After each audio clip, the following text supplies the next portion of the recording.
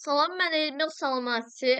29 nömrəli məktəbdə oxuyuram və təzə layihəmi göstərmək istəyirəm. Bu layihədə bir dənə saytdır. Bu saytda insanların istədiyi reseptləri göstərir. Məsələn, deyək ki, bir dənə toyuq yeməyi eləyirik.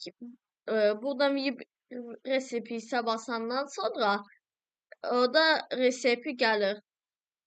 Burada kateqoriyalar var. Məsələn, səhər yeməyi, vegan, ət yeyənlər üçün, günorta yeməyi, şirniyyat, bir də şokolad. Burada da asan və dadlı reseptlər göstərir. Məsələn, burada bir dənə cheeseburger var. Bunun neçə dəqiqədə bitirilə biləcəyini və hansı kateqoriyada da olduğunu göstərir. Məsələn, bu. Bu pankek günorta yeməyi üçündür və yarım saat sürür elənməsinə. Burada da bir dənə reklam var.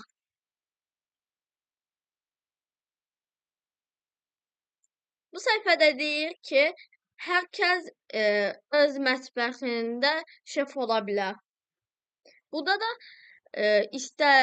daha çox şeylər öyrənə bilərsiniz. Burada da Instagramlarını göstərirlər. Bəzi postlar var. Sonra isə burada bir dənə yer var ki, burada əgər lazım olarsa, e-mail adres verdikdən sonra bu saytdakı insanlarla kömək istəyə bilərsiniz. Burada sonuncu yer var. Resepilər, blog, support və haqqımızdadır. Bu qədər. Bir də kodları da göstərmək istəyirəm.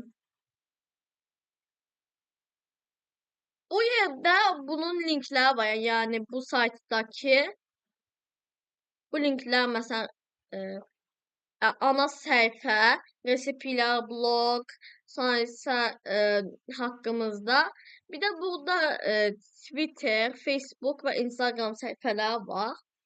Bu da göstərilir. Sonra isə burada Hero Section deyə bir section var. Burası isə saytın ilk səhifələrindən birisidir. Bu da kim tərəfindən olduğunu göstərir. John Smith'dir. Bu da neçə dəqiqə olduğunu göstərir. Yarım saatdır.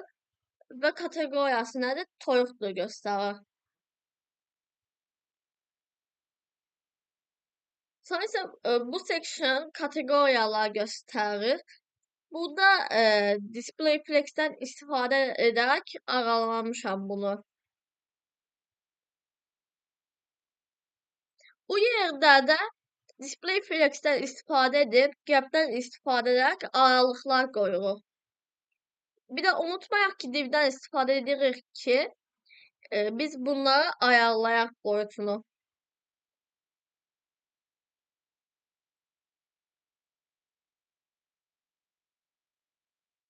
Learn more container budur.